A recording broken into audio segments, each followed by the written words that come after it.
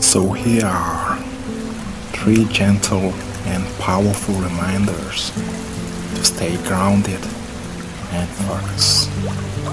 But before that, I want you to take a deep breath and let it all out. So, number one, not everything you feel today will last forever. Yeah. Number two, you don't have to figure it all out today. And number three, even in your darkest moment, light is already on its way.